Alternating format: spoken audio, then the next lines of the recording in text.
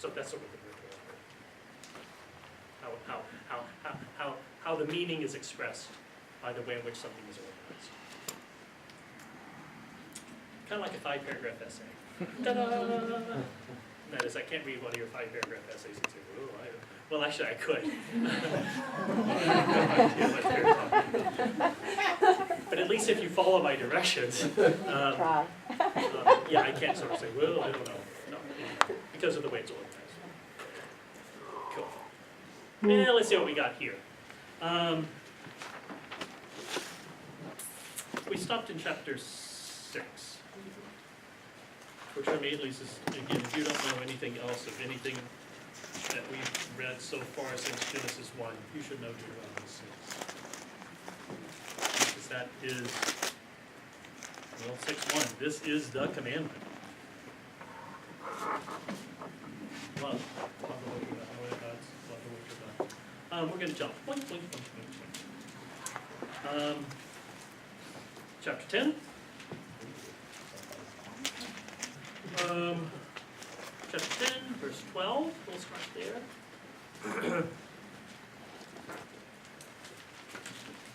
So now, Israel, what does the Lord your God, so now, Israel, what does the Lord your God require of you? Boy, that's a great question. If you ask Leviticus that question, you're going to get a lot of stuff. If you ask the covenant code, you're going to get a lot of stuff. This is what Deuteronomy says. So now, Israel, what does the Lord your God require of you? Only to fear the Lord your God, walk in all his ways, to love him, and to serve the Lord your God with all your heart, with your heart and with all your soul, and to keep the commandments of the Lord your God. And again, in Deuteronomy, when he says commandments, he's not talking about what type of sacrifice to offer according to a peace offering. What he's talking about when he talks about the commandments, because so in chapter 6 is, love the Lord your God. And his decrees that I'm commanding you today for your own well-being. We've seen this before, and I will go ahead and show this now.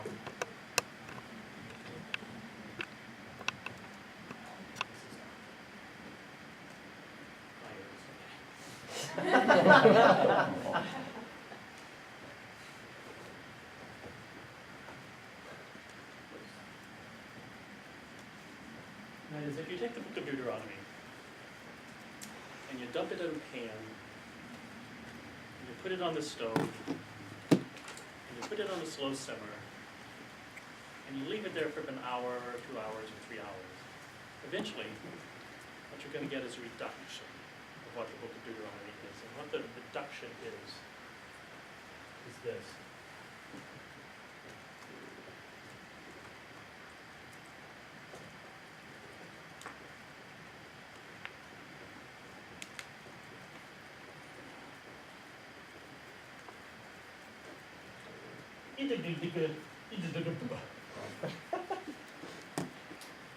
Yep, that's it right there.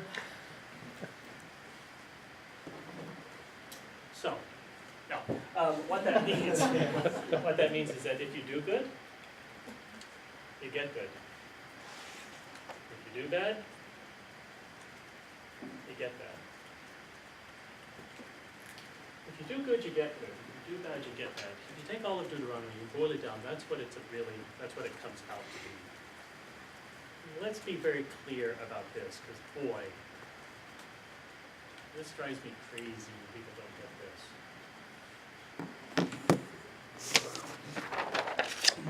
Deuteronomy means if you do good, you get good. If you do bad, you get bad. What that does not say, please note, is that if you get bad, you must have done bad. If you get good, you must have done good. It doesn't say that. The point of Deuteronomy is paying attention to what you're doing and trying to motivate you for what you're doing. It's not trying to explain who you are as a person or something like this. No, if you do good, you get good. If you do bad, you get bad. Not, if you get bad, you must have done bad. Or if you get good, you must have done good. That's not what Deuteronomy is, and that's a lie from the pit of hell. So, that's not what Deuteronomy is about. Also, what this does not say is that if you do good, everything good will always ever happen to you. There will never be, if you do good, nothing bad will ever happen to you. doesn't say that. If you do good, and when I say good, do good, what I mean by that is this. Love the Lord your God. Keep that in the center of your life. Everything else revolves around that, and don't forget that. That's what I mean by good. If you do good, I can promise you, your life will go better than if you don't. And if you don't do that, I can promise you, your life will be worse than if you had it. It doesn't mean bad things won't happen. It doesn't mean that your children won't die. It doesn't mean that you won't have horrible, life-threatening illnesses and perhaps even death. It doesn't mean that. I can promise you, if you keep that as the center of your life, then those things, they will be tough. They will be sore and tough. If you keep that as the center of your life, they will not destroy you. They will not pull you under. As tough as they are. And I can also tell you that if you do not have that as the center of your life, nothing good that happens to you will ever make up for it. If you do good, you get good. Generally. If you do bad, you get bad.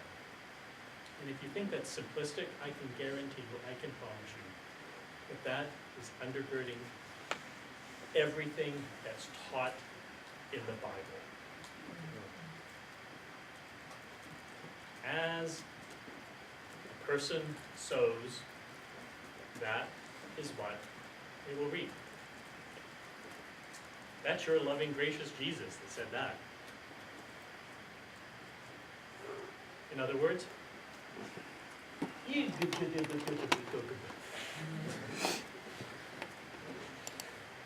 Old Testament, New Testament, doesn't really matter. When did we see you naked or in prison or hungry?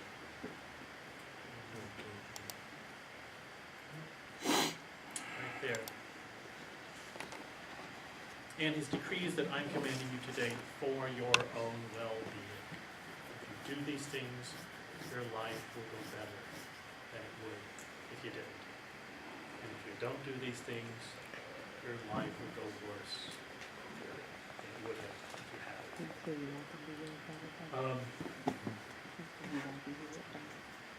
Even though the heaven of heavens belong to the Lord your God, it's the earth with all that's in it. And yet the Lord set his heart in love on your ancestors alone, and he also chose you, their descendants after them, out of all the people, as it is today. Circumcise then the foreskin of your heart. Nothing to do with the covenant and all that kind of bloody stuff. No. It's the heart. That's what's important to Deuteronomy. I'm not saying that they didn't circumcise it. But for Deuteronomy, that whole thing is nothing about like a ritual. It's a symbol of what goes on inside. Circumcise in the foreskin of your heart. Don't be stubborn any longer. Because the Lord your God is God of gods and Lord of lords, a great God, mighty and awesome, who's not partial, doesn't take a bribe, who executes justice for the orphan and the widow, who loves the strangers, providing them food and clothing. You also should love the stranger, because you were strangers in the land of Egypt. You should fear the Lord your God, because see if you love God in the way in which God loves other people, it's how which you'll naturally love other people. And it really is true. You really will naturally love other people like that. If you keep that as a center. You should fear the Lord your God. Him alone shall you worship. To him alone shall you hold fast. By his name you shall swear. He is your praise. He is your God. He is the one that's done for you these great and awesome things that your own eyes have seen. Your own eyes have seen these things. Just a few weeks ago, we saw it. Right here. In this context, we saw it. Chapter 11, you should love the Lord your God, therefore, and keep his charges and decrees. And the reason why it keeps repeating itself is you're not paying attention. Anyway. Chapter 12.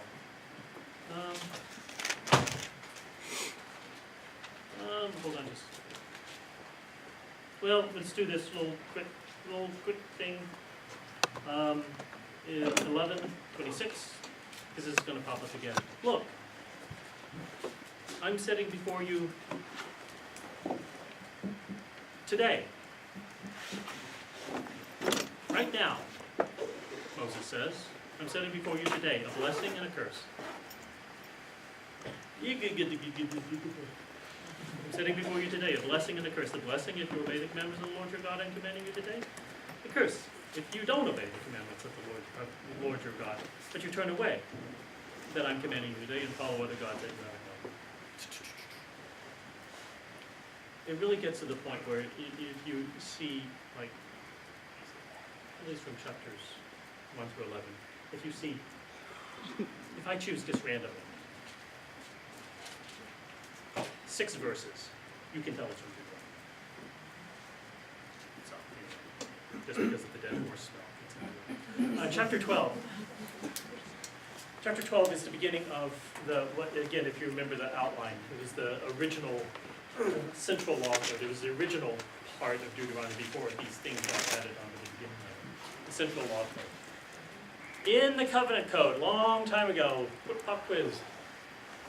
Long time ago, if you remember, Exodus 19, we came out of Egypt, we came up to Sinai, we saw all that smoke and fire and all that stuff on the top, and we set boundaries around the mountain so nobody could touch the mountain. And then we were there at the foot of the mountain and we heard God speak the 10 words. I'm the Lord your God, no other gods, no images, don't misuse the name, remember the Sabbath, honor father and mother, don't murder, don't steal, don't kill, don't perjure yourself in a court of law, don't covet, right? So we have the 10, right there. Oh yeah, it would be really helpful if you memorized the 10 Commandments. So you don't have to go to some courthouse somewhere in Texas to see them. And again, I'm very strong about this, and that is, according to Deuteronomy, these things, you don't have to go to a courthouse. Because they really should be in your heart. And when I say they should be in your heart, what I mean is they should be in your head. And what I mean by that is that you should know the 10 Commandments. So it really is true. I mean, it's kind of like getting out of an Old Testament class. So anyway, we heard the 10 Commandments, and immediately after that, we started the covenant code. Hit the middle on chapter 20. Here's the question. Does anybody remember? I made a big deal about this at the time. Does anybody remember when we start the covenant code? That's the 10 Commandments. We start the covenant code what the very first law is about. Remember? The very first law? It's not slavery. Slavery is the second one. That's really good. That's really good. No, that's really great. It's not slavery. Slavery starts in 21. But at the end of 20, we have the very first law. And this is the very first thing. This is the most important thing that we need to keep in mind. It's the law of the... It starts with an A. There's an L. There's a T. Altar. There you go. Excellent. I knew you'd do it. Beautiful. Yes. Law of the altar. And that is, whenever you worship God, you can't just sort of worship however you want to. You've got to do a certain thing with the altar. You can't put you can't use a chisel on it. All this stuff. So anyway, the very first law in the covenant code is the law of the altar, and that is the very first thing in the covenant code is how we worship God. It's the most important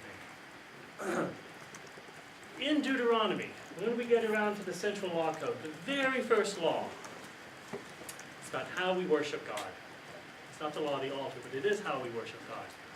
So chapter 12, these are the statutes and the ordinances that you must diligently observe in the land of the Lord, that the God of your ancestors has given to you to occupy all the days that you live on earth. Verse 2, you must demolish completely all the places where the nations whom you're about to dispossess serve their gods. On the heights, on the hills, under every leafy tree, you break down their altars, you smash the pillars, you burn their sacred poles with fire. You hew down their idols and their gods, and that way you blot out the name of their places. You don't worship the Lord your God in those kinds of ways. So if you don't worship your God, the Lord your God on shrines or with poles or in various types of things, how do you worship God? Well, Deuteronomy is going to tell you. Verse 5. This is how you worship God. You seek you seek the place that the Lord your God will choose out of all your tribes as his habitation to put his name there. You're going to go there. And you bring there your burnt offerings and your sacrifices, your tithes, your donations, your total gifts, your freewill offerings, and the firstlings of your herds and your flocks. And you shall eat there in the presence of the Lord your God, you and your households together, rejoicing in all the undertakings with which the Lord your God has blessed you. So there is one God,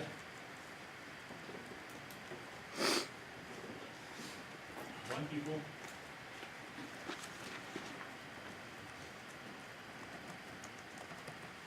one mediator. I'm not talking about Jesus Christ, I'm talking about Moses.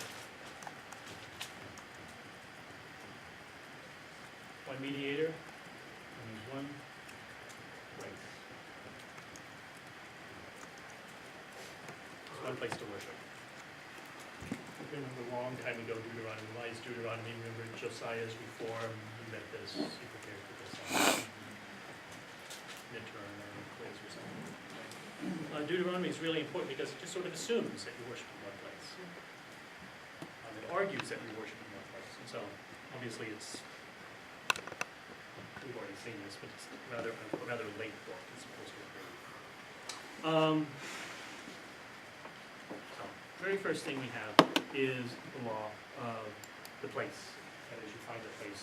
And obviously, eventually, this is going to be at Shiloh in a little bit. This is going to be at different types of places. But eventually, this is going to wind up to be in, starts with a J, Jerusalem. Thank you, yes. It's going to eventually be Jerusalem. So, and it's going to remain in Jerusalem for quite a while. Cool.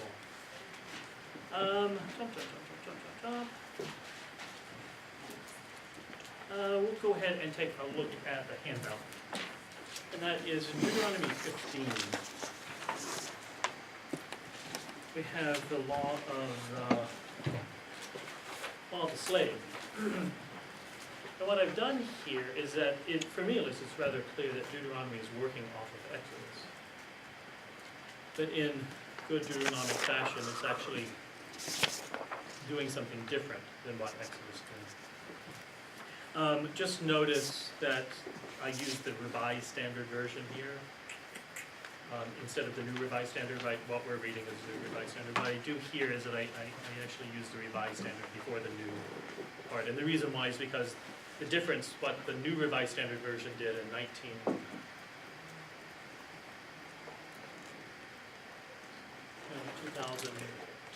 something like that. Whenever the New Revised Standard Version, it came out and inclusivized a lot of stuff. So it doesn't, in the New Testament, Paul doesn't write to brothers, he writes to brothers and sisters, and so it inclusivizes a lot of stuff. And it inclusivizes these laws as well, and so what I've done is that I've gone back to the original Revised Standard Version, which doesn't inclusivize, because it's going to be important that we're talking about males because of various types of things. So anyway, just notice. So if it doesn't line up with the way Richard reads in RSV, that's the reason why. Cool. So here we go, Revised Standard Version, Exodus 21, long time ago when we read the original law of the slave. Now these are the ordinances which you shall set before them. When you buy a Hebrew slave, he shall serve for 6 years, and in the 7th he shall go out free, for nothing.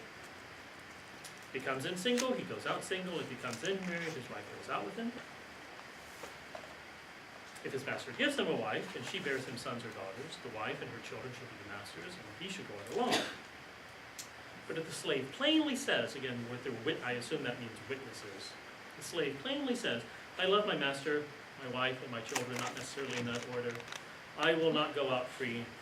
Then his master shall bring him to God, I assume to the tabernacle or the temple or something like this, and he shall bring him to the door of the doorpost, and his master shall bore his ear through with an awl, the hole in his ear, and he shall serve him for life. So there's this very simple law according to Exodus. Notice what Deuteronomy does with this law.